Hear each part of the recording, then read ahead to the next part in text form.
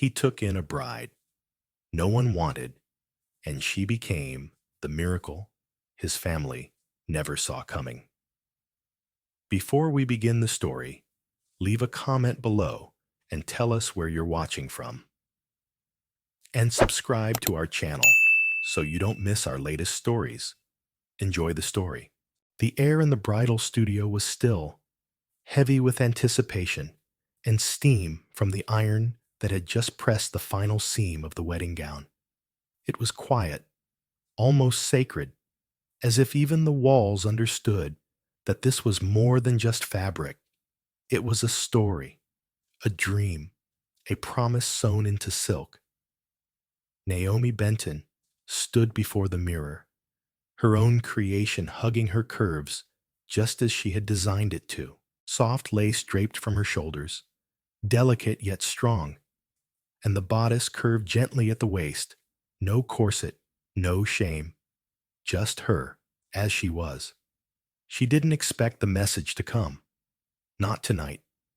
Not 12 hours before she would walk down the aisle alone. Naomi, I'm sorry. I can't do this. Please don't try to call. She didn't move for several seconds, as if her body had forgotten how to respond to heartbreak that quiet. The screen faded, but the words burned into her mind. Her chest rose in a sharp inhale as she slowly sat down on the velvet chair in the corner of the room, hands resting on the ivory fabric of her dress. Her reflection stared back at her, still in the gown she had made for someone who chose to leave with only a sentence and no explanation. She didn't scream. She didn't cry. Not yet. But deep inside, something splintered. Not because she had been left, but because she had dared to believe for once that someone might stay. The wedding had been planned. The church was decorated. Her best friend Darla had baked the cake. Naomi had designed the dress herself, every inch of it. And now it sat, finished, useless, like a letter addressed to someone who would never open it. She folded it anyway, not because she was moving on, but because it was what she knew how to do. Keep going. Keep working. Even when the foundation cracked beneath her, she placed it carefully inside the box with the golden lettering meant for joy, tied it with trembling fingers, and left. The streets of Charleston were quiet at midnight. The old cobblestone echoed beneath her heels as she walked, not knowing exactly where, only that she couldn't sit in that studio any longer. Her coat flapped against her legs, and she clutched the dress box tightly to her chest like it might break apart if she loosened her grip. She found herself on the church steps, the ones where she had stood only days before with the pastor, confirming the final details. Now they loomed above her, cold and unmoved. Naomi sank onto the top step, lowered the box beside her, and exhaled. Not a sigh. A surrender. That's where he found her. Not a groom. Not a friend. A stranger with a 6-year-old boy trailing behind him, wearing mismatched gloves and carrying a bag of library books. The man paused. She didn't look up, but the boy did. "Daddy," he whispered. "Is she crying?" Naomi didn't hear him at first, only when the man crouched and said gently, "Ma'am, are you okay?" Did she blink out of her trance? She looked at them, the man with kind eyes and rough hands, the child with innocent concern. She opened her mouth, but didn't know what words would come. "I'm fine," she lied. "Just sitting." The man hesitated. "We live just a few blocks away. You're welcome to come by, just for warmth, for food." She should have said no, should have smiled politely, assured them she was waiting for someone. But the truth weighed too heavy to carry alone. And so she nodded. That nod would become the beginning of a story no one saw coming. If you've ever believed that heartbreak was the end of your story, you're going to want to stay for this one, because sometimes what looks like the end is actually the place where everything begins again. And sometimes love doesn't arrive in a tuxedo, but in the voice of a child asking if you're okay, and a man who just quietly offers chili on a cold night. Subscribe now if you haven't already. These aren't just stories. They're reminders that grace is real, love can be unexpected, and healing is possible. If you were Naomi, sitting on those church steps with your wedding dress in hand, what would you do next? A. Call your ex and demand an explanation. Go home and block his number forever. C. Accept the stranger's offer and take a leap. D. Go inside the church and sit in silence. Tell us in the comments. Your answer might inspire someone else watching tonight. Naomi hadn't stepped inside a stranger's home since she was a teenager. And yet that night, as the wind picked up and the Charleston air turned sharp with the promise of rain, she found herself walking beside a man whose name she didn't even know. The box holding her unworn dress bumped gently against her leg with each step, a ghost of what could have been. The little boy, Henry, skipped ahead, chatting about the books he'd borrowed from the library, one about dinosaurs, another about space, and Naomi nodded, murmuring small replies, though her thoughts were far away. The man, Matthew, kept his voice quiet, as if afraid to startle her, his pace measured, allowing her space but never letting her fall behind. When they reached the house, it stood plain and worn like most of the homes on this side of town. Faded blue shutters framed the windows, and the porch light flickered once before holding steady. The yard was scattered with a few forgotten toys, and a cracked plastic basketball hoop leaned against the fence. But despite the wear, there was something about it, something that felt like real life, not curated or perfect, just honest. "Come in," Matthew said gently, holding the door open. Inside, the scent of something warm, maybe cinnamon, maybe just old wood and coffee, wrapped around her. The floors creaked. The living room was cluttered, but clean. There was a handmade bookshelf filled with children's stories, a threadbare couch, and a quilt with mismatched patches draped over the back. Henry kicked off his sneakers and rushed to the kitchen, calling, "Dad, can I have the last piece of cornbread?" Naomi stood at the threshold, her fingers still wrapped around the handle of the dress box. She looked down at it and for a moment felt embarrassed. But Matthew simply nodded toward the couch. "You're safe here. That's all that matters tonight." She stepped inside. He reheated leftover stew on the stove while she sat with her hands in her lap, trying not to unravel in someone else's home. Henry returned with a cornbread square on a napkin and offered her half. She accepted it with a quiet "thank you." Touched by the gesture, as they ate, Naomi noticed how easily the boy talked. About his teacher, who laughed like a duck, and how he once tried to build a rocket out of cereal boxes. He wasn't shy or hesitant with her. He didn't seem to notice the quiet sadness she wore like a second skin. Later, Matthew showed her the guest room. Really just a small office with a futon and a lamp missing a shade. Still, it was warm and hers for the night. "I know it's not much," he said. Naomi shook her head. "It's more than I had this morning." She changed into the flannel shirt and sweatpants Matthew offered her and folded the dress box gently at the foot of the bed. It didn't feel like a symbol anymore, just fabric. Her head sank into the pillow, and for the first time in weeks, She didn't fall asleep scrolling through missed calls or obsessing over calories. She just let herself rest. At some point during the night, she awoke to the sound of soft crying. She followed it to the hallway and found Henry curled up on the couch, blanket tangled around him, whispering for his mom. Before she could think better of it, Naomi knelt beside him. "Hey," she said softly. His eyes opened, wide and glistening. "I had a bad dream." Without asking, she sat on the edge of the couch and reached for his hand. "Do you want to talk about it?" He shook his head and crawled into her lap without a word, his tiny arms wrapping around her like she'd always belonged there.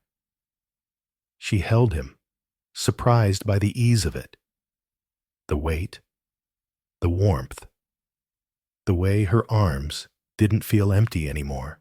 In the dim light of that living room, she realized something had shifted. This wasn't just about a lost wedding or a runaway groom.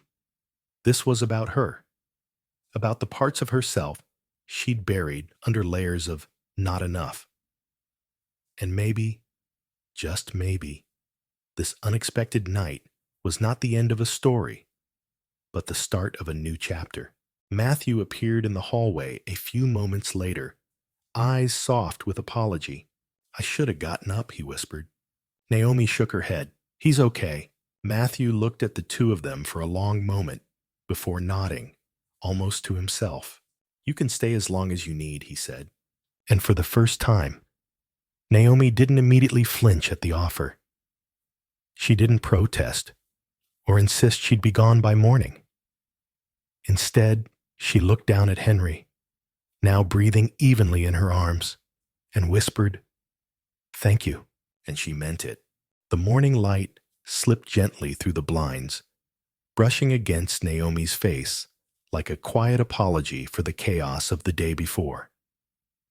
She stirred on the futon, her limbs still heavy from exhaustion, but her heart strangely light. In a house that wasn't hers, wrapped in a borrowed blanket, she felt something unfamiliar. Safe. From the kitchen, she heard the clinking of dishes and the soft hum of a man's voice singing under his breath. It was Matthew, she realized, and for a second she allowed herself to listen. Really listen. There was warmth in the notes he carried, something honest and worn, like a song he hadn't sung in years, but remembered just enough to get right. She sat up slowly and saw the dress box at the foot of the bed. It hadn't moved. It was still as white, still as silent as it had been yesterday, but something inside her had shifted. The box didn't haunt her this morning. It waited, patient and still. Padding to the doorway in socked feet, Naomi leaned quietly against the frame. Matthew stood at the stove, flipping pancakes, a worn navy t-shirt stretched across his back. Henry sat at the small table, coloring with intense focus, his tongue peeking out as he scribbled an orange sun in the corner of the page. When Henry saw her, his face lit up. "She's awake!" he shouted, as if announcing the sunrise. Matthew turned, surprised, then smiled. One of those genuine, no-need-to-hurry smiles. "Morning," he said. "Hope you like pancakes." Naomi blinked, unsure how to respond to the ease with which they'd accepted her presence. Yes, thank you." She took the seat across from Henry, who proudly pushed his drawing across the table. "It's us," he said. "That's me, and that's Dad, and that's you. You're holding my hand." Naomi felt her throat tighten unexpectedly. There she was, in a crayon sketch, a stick figure in a pink dress with curly hair, a character she hadn't earned the right to be. And yet, Henry had drawn her there, like she already belonged. She smiled, tracing the lines with her fingers. "It's beautiful. You can keep it," he said seriously. "I made it for you. Matthew placed a plate of pancakes in front of her, and for a moment, all three of them just sat there. No demands, no expectations, just the quiet rhythm of a morning that felt more like home than anything she'd known in years. Later, as Henry ran off to play in the backyard, Naomi helped Matthew wash the dishes. The sunlight through the window caught the lines in his face, the weariness around his eyes. He looked like a man who'd learned to carry more than one kind of weight. "You don't have to do this," she said softly, handing him a rinsed plate. He looked at her. "Do what?" "Take in someone you don't know. Let her sleep on your futon. Cook her pancakes." He dried the plate carefully before setting it aside. "I didn't do it because I had to. I did it because I've been where you are. Maybe not in the same way, but close enough to recognize the look." She didn't answer right away. But something in her chest, the part that had been tight and guarded, unclenched a little. "You said your wife 3 years ago." He nodded. "Cancer. Fast." "Henry was 4. Naomi swallowed. "I'm sorry." "So was I." He leaned against the counter, folding the dish towel over one hand. "There are days when I still am. But grief, it reshapes you. Some days, you're just learning how to walk again." She nodded. "I thought getting married would finally make me feel seen. Like maybe if someone chose me, I could stop hiding." Matthew was quiet for a long moment. "And now?" "Now," she said, surprised by her own answer. "I don't know, but maybe hiding's not the answer anymore." Henry came crashing back into the kitchen with a plastic sword and a paper crown. "Miss Naomi, do you want to be the queen in our game?" She blinked. "Queen?" "Yeah." He nodded enthusiastically. "You can sit on the porch swing and tell us what to do." She laughed. A real one this time, unfiltered and light. "I think I can handle that."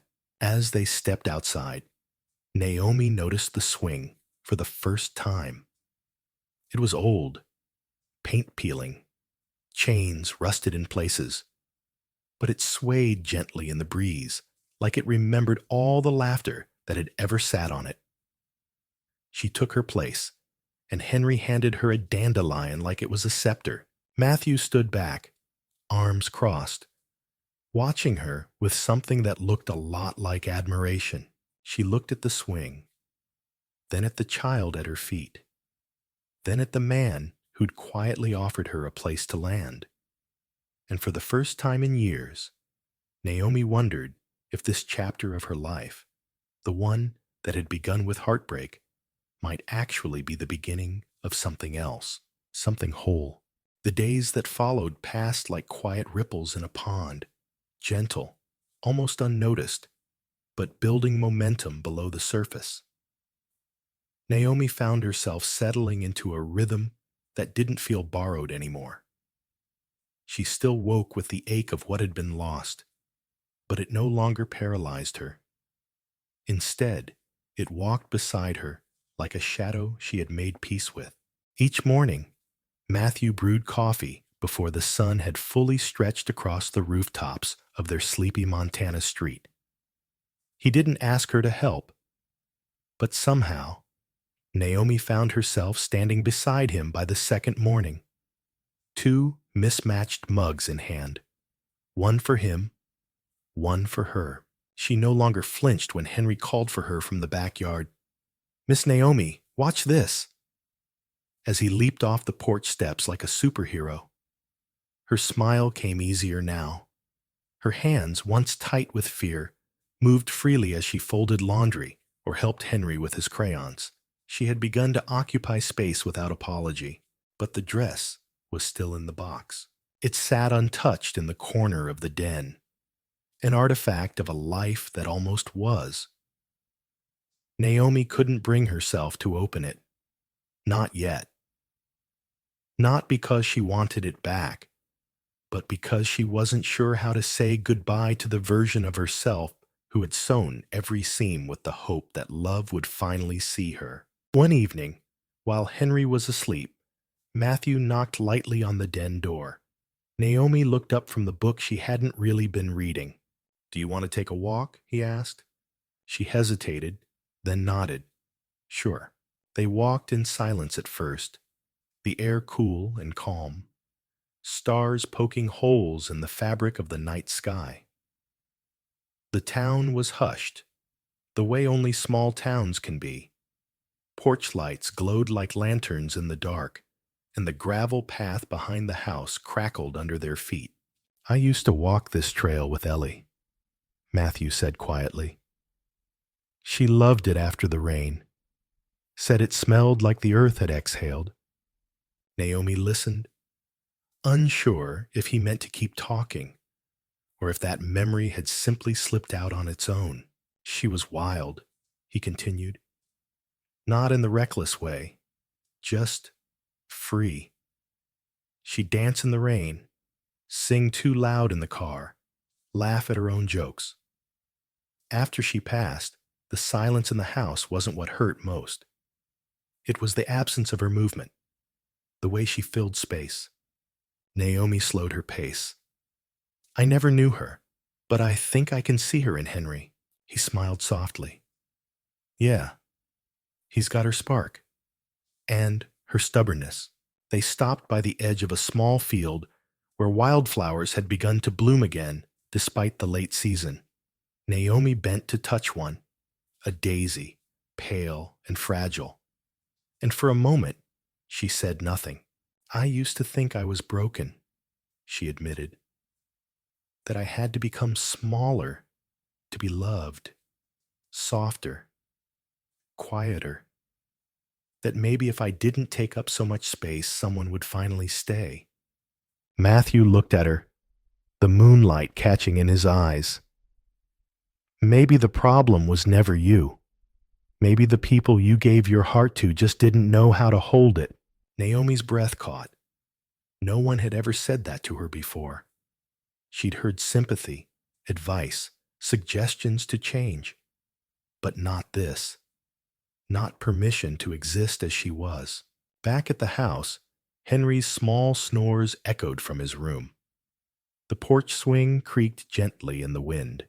Naomi stood by the door, her hand resting on the knob, but she didn't go inside. "Thank you," she said, "not just for the walk, but for all of it. For the pancakes, for the silence, for the space to be a person again." Matthew nodded. "You don't owe me thanks, Naomi. I didn't fix anything. I just opened a door." That was more than enough. As he turned to go, she paused. "Matthew?" He turned back. "Do you think it's okay to start over, even if the pieces don't fit the way they used to?" His reply was quiet but certain. "I think sometimes starting over is the only way we find out who we really are." That night, long after the house was asleep, Naomi stood in the den, staring at the white box. She didn't open it, but she sat beside it, her hand resting gently on the lid. And for the first time, she didn't feel afraid. She felt ready. The next morning dawned unusually warm for early autumn, golden light spilling through the kitchen window, like a soft reminder that not all endings are cold. Naomi woke earlier than usual, not because of a restless night, but because something inside her stirred with a quiet purpose. It wasn't anxiety this time. It was anticipation, a pull toward something unfinished. She tiptoed through the house, careful not to wake Henry or Matthew. The white box still sat in the corner of the den, exactly where she had left it the night before. But it no longer felt like a monument to pain. It felt like a conversation waiting to be had, a story ready to be retold. Naomi opened it slowly. Her fingers brushed the satin, the lace. The dress, untouched since the day she folded it away, still carried the shape of the woman who had stitched it together with hope. But something had shifted. That woman wasn't lost. She had just changed. She pulled the dress out and laid it across the table. It was beautiful, yes. Carefully made. Every detail intentional. But it didn't feel like hers anymore. It belonged to someone who needed to be chosen to believe she was enough. Naomi was not that woman now. Without fully thinking, only feeling, she brought out her sewing kit. The scissors glinted in the morning light. For a moment, she hesitated. Cutting into the dress wasn't destruction. It was liberation. With one careful snip, the neckline softened. She shortened the sleeves, opened the waistline, let the fabric breathe. It wasn't about hiding anymore. It was about reclaiming. By the time Matthew walked into the kitchen, the dress had already begun to take a new form. Not a wedding gown. Something simpler, freer.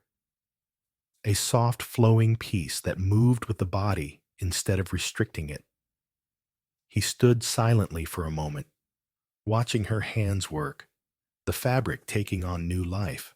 "Is that the dress?" he asked gently. Naomi nodded without looking up.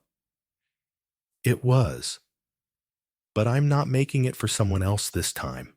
He smiled and poured her a cup of coffee, setting it beside her on the table. "Good. It's about time someone made something for you." That afternoon, while Henry was playing in the backyard, Naomi hung the altered dress on the clothesline. It fluttered in the wind like a flag, a quiet declaration of independence, of renewal. She stepped back and stared at it, not with pride, exactly, with peace.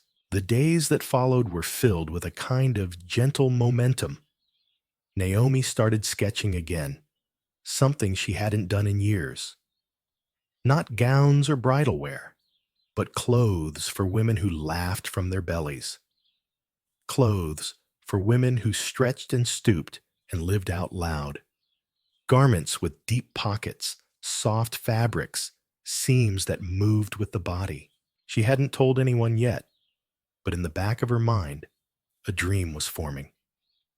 Maybe not a big one, just a corner studio, a sewing machine, a window with good light, a place where women like her could walk in and be seen, not for their size or what they'd survived, but for who they were now. Henry, curious about her sketchbook, began offering design suggestions. "You should make something with a cape," he told her one evening. "Caped moms are the best moms." Naomi laughed. "You think I'm a mom now?" He looked up from his coloring. "Well, you make pancakes. You hug good. You fix stuff. That's what moms do." She didn't correct him. Later that night, she stood in front of the mirror wearing the dress she had reshaped. It didn't sparkle. It didn't stun. But it fit. Not just her body, but her becoming. She heard Matthew's footsteps in the hallway, then his voice, low and sincere. "You look like someone who finally remembered how to belong." Naomi turned to him, maybe for the first time. "I do." And in that moment, no one said anything about the past, about the church, or the text message, or the man who walked away. Because none of it mattered anymore. What mattered was now. This house. This rhythm. The boy who called her mom without needing permission. The man who opened his door without needing to be convinced. Naomi didn't need a wedding to feel chosen. She had chosen herself, and that made all the difference. Autumn deepened in Asheville, and with it came a new kind of rhythm in the small house nestled at the edge of Maplewood Lane.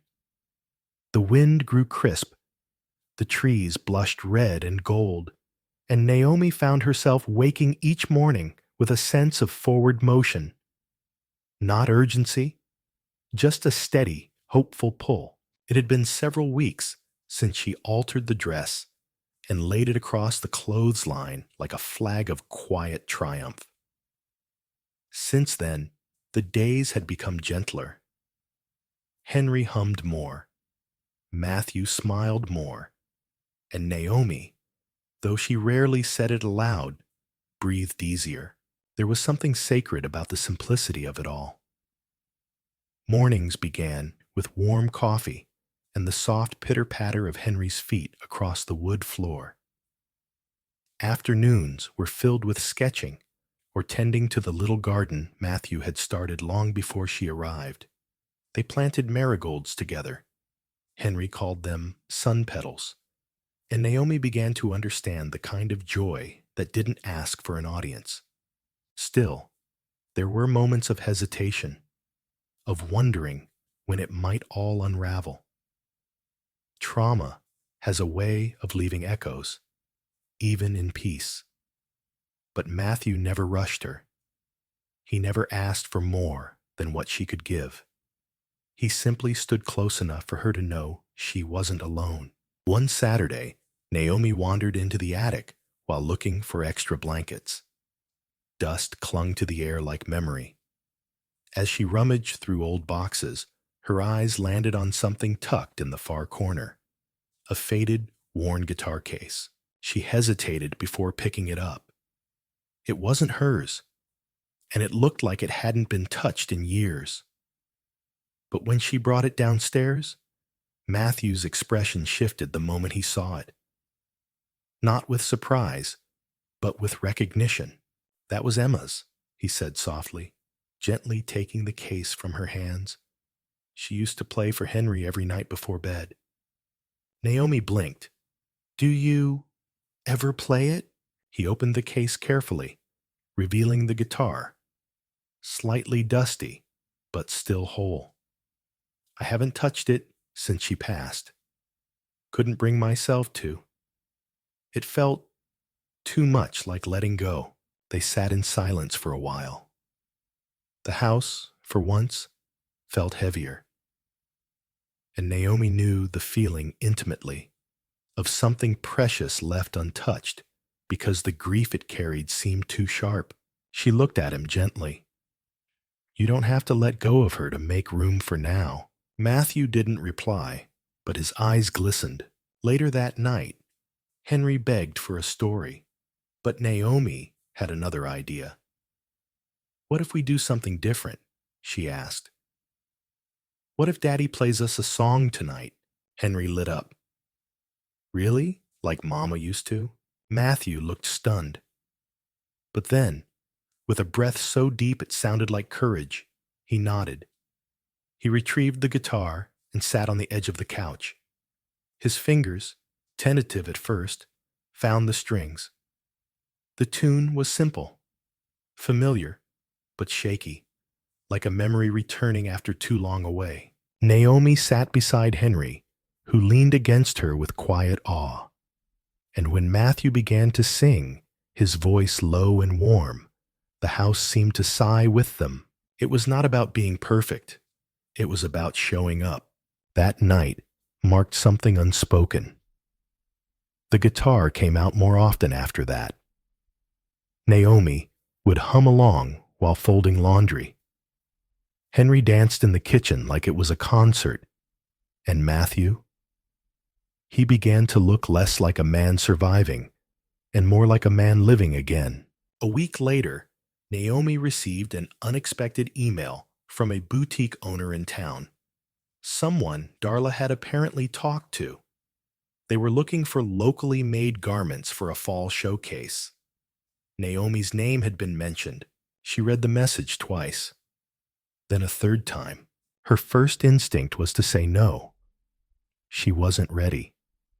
She wasn't professional. She wasn't enough. But then she looked across the room at Henry, who was taping construction paper wings to a paper towel roll. "You don't need to fly perfect," he told her without looking up. "Just fly." Naomi laughed through her surprise. Children had a way of saying the very thing you didn't know you needed. She wrote back to the boutique that night. I'd love to participate, she typed. I design for real bodies, real lives, real beginnings. And then she signed her name with a quiet kind of certainty. That weekend, she brought her sketches to the dining table and began to work on a new piece. It wouldn't be dramatic. It would be honest. A soft wrap dress with sleeves like open arms and a hemline that brushed just above the ankle. Easy to move in, easy to live in. When she showed it to Matthew, he simply nodded. That's you, he said. That's you becoming. Naomi didn't need a spotlight. She didn't need validation from the world outside. What she had now, the peace, the rhythm, the quiet courage to keep building, was more than she had ever dared to ask for. And it was only the beginning. The day of the showcase arrived with golden sunlight and the crisp scent of fall in the air. Naomi stood in front of the mirror in the small studio space above Darla's bakery, her hands smoothing the folds of the dress she had finished only 2 nights before. Soft charcoal gray linen, a forgiving fabric that moved with her and not against her, cinched gently at the waist with a wide belt she'd embroidered with small symbols only she would understand. A stitched marigold, a tiny feather, a small swing. Her own story, sewn quietly into the seams. The mirror no longer reflected someone trying to disappear. It showed a woman choosing to be seen, not for her past, not for her pain, but for her presence. Downstairs, Darla was already wrangling folding chairs and setting up coffee carafes like she was hosting the Oscars. Naomi chuckled under her breath. It's just a local event, she'd told Darla days ago. Darla had pointed a spatula at her with mock menace. Just local? Honey, this town runs on stories like yours. Today, you're not just showing a dress, you're showing what rising looks like. Matthew and Henry arrived mid-morning, carrying a small bouquet of sunflowers. Henry's idea. For luck, he said, proudly handing them to Naomi. And because you're kind of like a sunflower now, you keep turning toward the light. Matthew kissed her cheek gently. A reassuring gesture that no longer startled her. We're proud of you, he whispered, and she believed him. The event took place in the town's historic courthouse, now repurposed as a community arts center. Sunlight streamed through tall windows, warming the wooden floors and lending a glow to the space. Tables displayed handmade pottery, woven baskets, baked goods, and quilts stitched with decades of memory. But the far corner, marked by a simple easel and 3 dress forms, held something different, something quiet, yet bold. Naomi stood beside her display, heart fluttering as the first wave of visitors began to circulate. The boutique owner who had invited her approached, her smile wide and sincere. These are exactly what we hoped for, she said, running her hand along the sleeve of the sage green wrap dress. They're soft, honest, wearable, but powerful. Women will see themselves in these. Naomi nodded, thanking her. But it wasn't the praise that moved her most. It was what happened next. A woman in her 60s approached with hesitant steps. Her hands were weathered, her eyes kind, but unsure. She touched the hem of one of the dresses gently. Would you ever consider making something like this in my size? Naomi smiled. I make every piece in every size. The body is never the problem. It's the clothes that have to learn to listen. The woman blinked rapidly. No one's ever said that to me before. By early afternoon, Naomi had received more custom requests than she ever imagined possible. But it wasn't about orders. It was about connection. She saw women stand straighter, laugh softer, whisper to each other that maybe, just maybe, they could feel beautiful again. As the final guest filtered through, Naomi found herself outside on the courthouse steps, the bouquet of sunflowers still in her hand. She sat down on the top step and watched Henry chase bubbles with other children, while Matthew chatted with Darla near the cider table. The wind played gently with the hem of her dress. Leaves danced across the brick path. And in that moment, Naomi didn't feel like someone who had been left behind. She felt like someone who had arrived. Matthew joined her quietly. "You okay?" She nodded. "I'm more than okay. I think for the first time in my life, I'm grounded." He looked at her with the kind of steadiness that felt like safety. "You gave something to this town today." Naomi tilted her head. "What do you mean?" "You reminded people of what's real. Not the filtered version of life we all pretend to live, but the kind that breathes, the kind that stumbles and gets back up anyway." She looked at the building behind them, the windows now glowing with late afternoon light. "I didn't mean to change anything," Matthew smiled. "That's exactly why you did." As the sun dipped behind the trees, casting a golden haze over the streets of Asheville, Naomi reached for his hand and held it tightly. She didn't need rescue. She didn't need a perfect ending. She just needed space to become. And now, she had it. It had been a quiet week after the showcase, but something had shifted. Not in the air, but in Naomi herself. She found herself waking up earlier, not out of obligation, but because she couldn't wait to begin her day. There was purpose in her mornings now. Fresh fabric rolls to sketch, emails from women across the county asking if she made dresses for real people, and new ideas waking her in the middle of the night that she scribbled down by flashlight beside her bed. One morning, while Henry was still asleep, Naomi slipped into the backyard with a cup of coffee. The swing they'd built together, the one made of twine and pine wood, swayed gently in the breeze.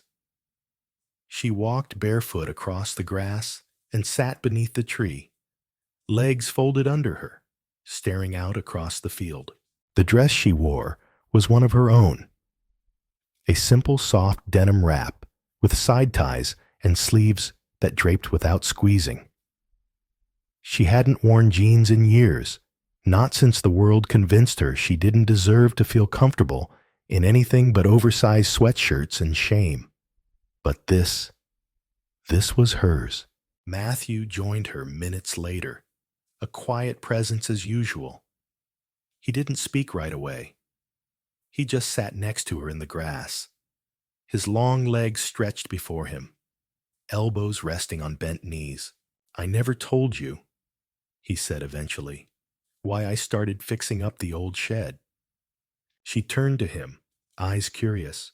"I found Henry in there one morning, crying. He'd taken one of his mom's sweaters, the last one we had of hers, and was trying to fold it into a pillow. Said he missed her smell." Naomi's breath caught. "I realized then," Matthew continued, "that I was holding space for grief, but not making space for healing. So I started clearing it out. Not because I wanted to forget her, but because I wanted to make room for what could be next." Naomi looked at him gently. "And what do you think that might be?" He smiled, slow and careful. "You." It wasn't a declaration. It was a quiet offering. Naomi didn't answer right away. Instead, she reached out and took his hand, lacing her fingers with his. They sat like that for a while, not needing to fill the silence with anything but presence. Later that afternoon, while Henry was drawing dinosaurs at the kitchen table and Naomi was organizing fabric swatches in the den, Matthew poked his head in. You busy? Only if the dinosaurs revolt, she teased. I've got something to show you. He led her to the shed, except it wasn't a shed anymore. The dusty old structure had been transformed. The cracked window panes were replaced. The floor had been swept clean, and a wooden table stood in the center, framed by shelves lined with sewing notions, baskets of thread, and bolts of fabric. What is this? Naomi asked, stunned. Matthew rubbed the back of his neck.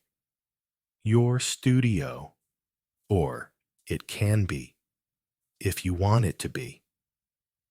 I thought maybe you needed a space that's all yours, not above someone's bakery, not borrowed, but rooted. Here, with us. Naomi stepped inside, blinking against the sudden rush of emotion. Her eyes traced the grain in the wood, the way the light filtered through the new windows, and the tiny bouquet of wildflowers resting on the table. You did all this? She asked. He shrugged. Took a few weekends. Got some help from folks in town. Darla painted the sign. Naomi turned to see the plaque by the door. Thread and grace. She swallowed hard. Matthew, this is more than I ever expected. He stepped closer. It's not payment. It's not pity. It's what you deserve. A space where your gift can grow. Naomi reached out, ran her hand across the tabletop, then turned back to him. You don't know what this means. I think I do, he said quietly. As the sun dipped behind the ridge, casting golden light across the backyard, Naomi stood in the doorway of the studio and realized something simple but profound. This wasn't just about starting over. This was about becoming. That night, when Henry fell asleep, curled on the couch, arms wrapped around his favorite book, Naomi tucked a quilt over him and lingered for a moment, brushing the hair from his forehead. She whispered, You're safe. The words weren't just for him. They were for her too. In this small home, in this unexpected life, she had found not just shelter, but sanctuary. The late autumn wind had started to bite at the edges of the days in Cedar Hill. Leaves spiraled through the streets like whispered confessions, and the town itself seemed to exhale, settling into the quiet before winter. Naomi stood at the window of her new studio, the one Matthew had built, with his calloused hands and quiet heart, watching the trees sway beyond the garden. Inside, Thread and Grace had begun to breathe on its own. Orders were coming in, not in overwhelming numbers, but from women who had read about Naomi's story in the local paper or seen her work at the fall fair. Brides who had postponed their weddings for years. Grandmothers wanting to gift something meaningful. Mothers asking for dresses that felt like home. And Naomi met them all where they were, with grace and fabric and sleeves that embraced instead of concealed. Still, beneath her quiet joy, something unspoken remained. Something unresolved that stirred in her like leaves beneath water. That afternoon, as Naomi was sketching a design for a client who had requested a dress with room to dance and room to cry, the knock came. It was firm, not hesitant, not familiar. Naomi wiped her hands and opened the door. And there he was, Eli, the man who had once slipped a ring on her finger in secret, only to vanish with nothing but a shallow apology in the form of a text message. She hadn't seen him since. For a moment, they both stared, suspended in the discomfort of recognition. He looked thinner, older, as though life had been unkind to him in small, subtle ways that piled up over time. Naomi, he said. She didn't invite him in. I saw the article, he continued, glancing around the yard like he wasn't sure where to rest his eyes. Your studio? Your work? I didn't expect that. Naomi crossed her arms gently. What do you want, Eli? He looked down, then up. I came to say, I'm sorry. I was afraid. I thought if I walked away quietly, it would hurt less. I didn't know how to handle your love. It asked things of me I wasn't ready to give. Naomi nodded slowly. Like honesty or courage. Yes, he admitted. She let silence sit between them. She wasn't angry anymore. She wasn't bitter. But she also wasn't here to fix him. I thought about you, he said, almost a whisper.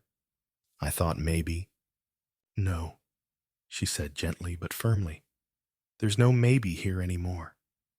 Eli swallowed hard. You look happy. I am, she replied. Not because of someone else, because I chose to rebuild. He nodded, defeated, maybe relieved too. I'm glad. She stepped back just enough to close the door with kindness, not cruelty. Later that night, Matthew returned from town with a bundle of firewood and Henry bounding at his side, cheeks red from the cold. Naomi stood in the kitchen stirring a pot of soup, and when Matthew stepped in, she could feel his eyes on her. You okay? He asked softly. She turned to him, and instead of answering, she walked into his arms, letting her forehead rest against his chest. His arms closed around her, strong and certain. He came by, she murmured. Matthew didn't tense. He just held her. And I told him the truth, that I'm not waiting anymore, that this life, this home, it's where I want to be. He kissed the top of her head. Good. That night, Naomi stood outside, beneath the same tree where she'd once sat alone. The stars above her felt closer now, like they had drawn nearer over time, pulled in by the gravity of someone who had chosen to rise from her own ashes. She looked at the house behind her, soft light glowing from within, the sound of Henry's laughter echoing down the hall, and the quiet comfort of Matthew humming while he stacked wood near the fireplace. She had not just been saved, she had saved herself, and that made all the difference. The first snow came quietly in Cedar Hill. It blanketed the rooftops with a hush that made everything look softer, newer, like the world itself had paused to admire the transformation. Naomi stood on the porch of the home she now shared with Matthew and Henry, a steaming mug of coffee in her hands.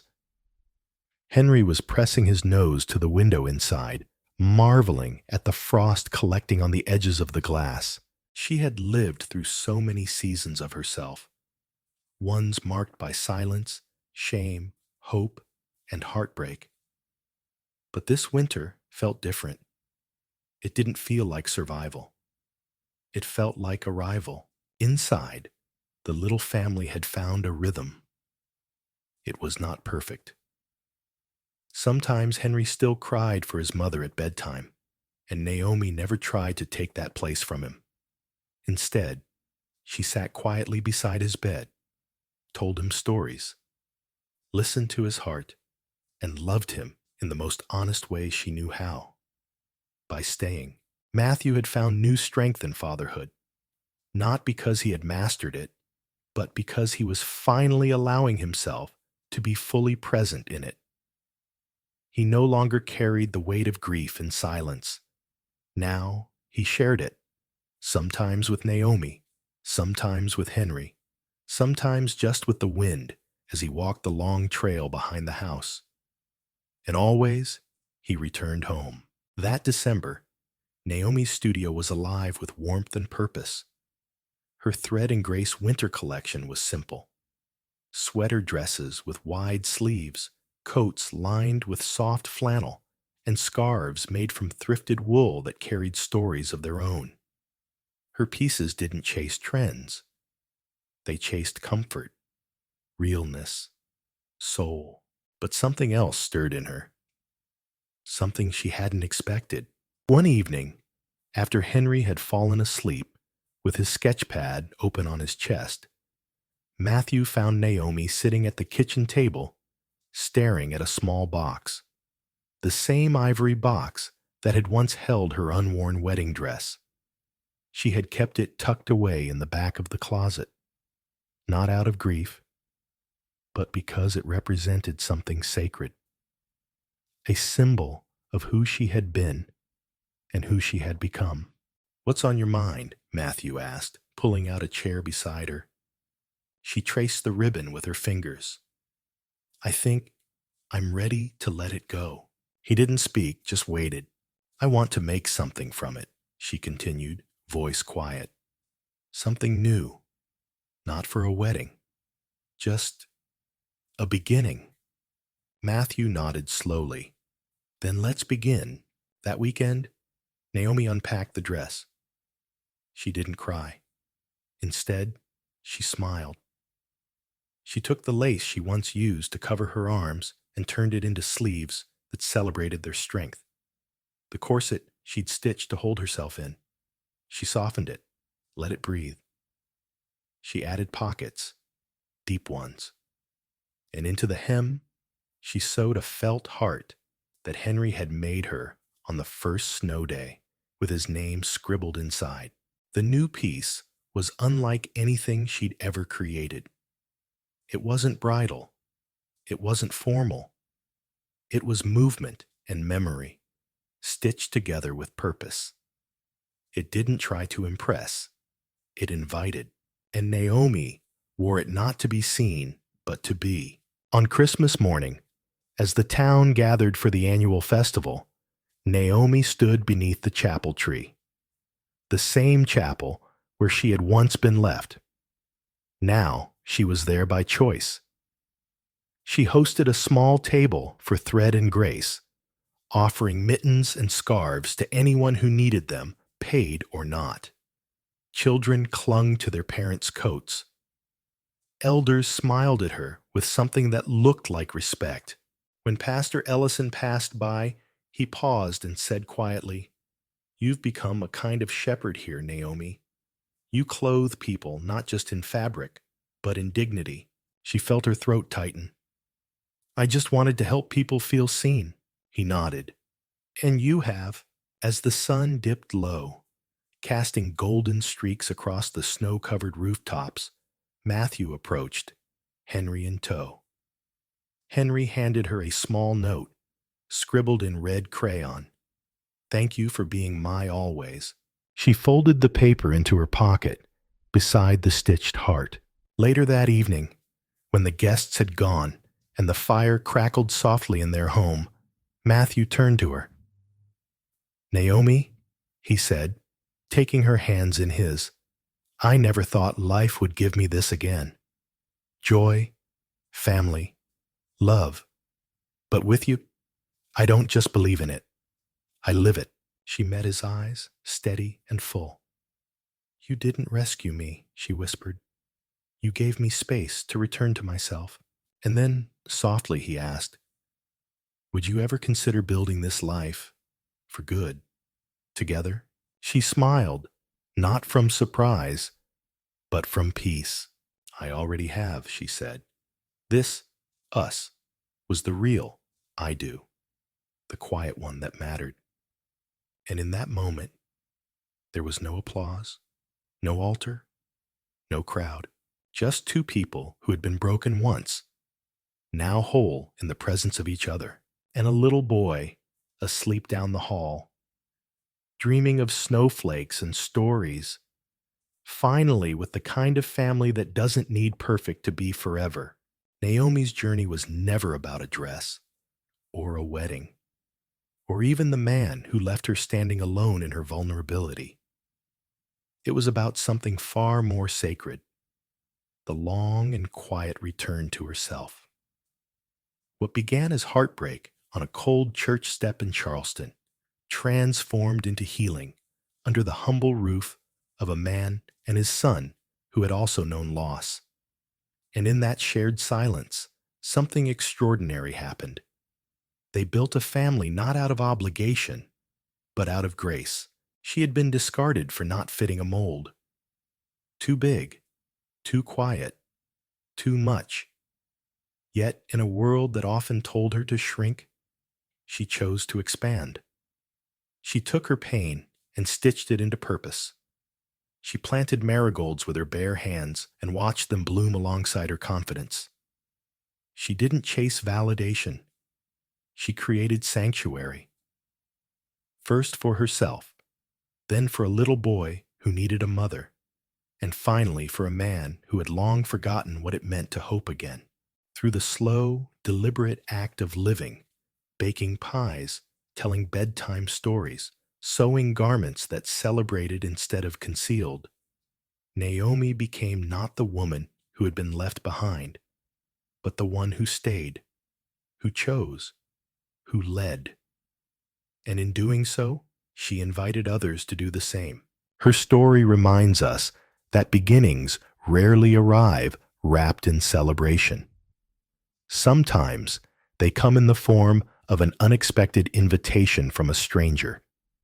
Sometimes they show up when you finally say, "I'm tired of waiting to be chosen.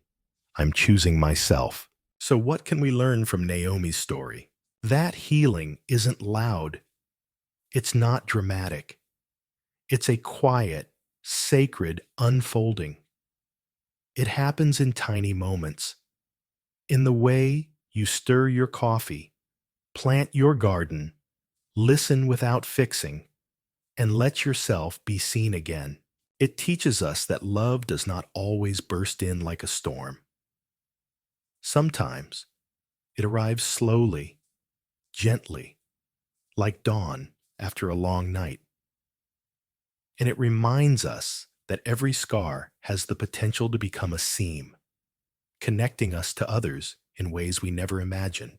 If you're standing in a place where it feels like something ended, whether a relationship, a dream, or a version of yourself you once loved, know this: that space is not your ending.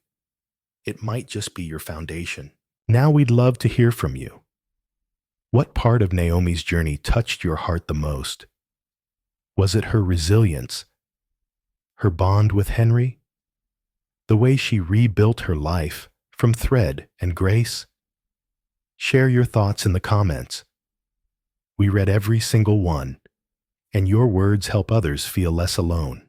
And if you believe in the quiet power of stories like this, stories that celebrate strength, softness, and second chances, please consider subscribing to our channel.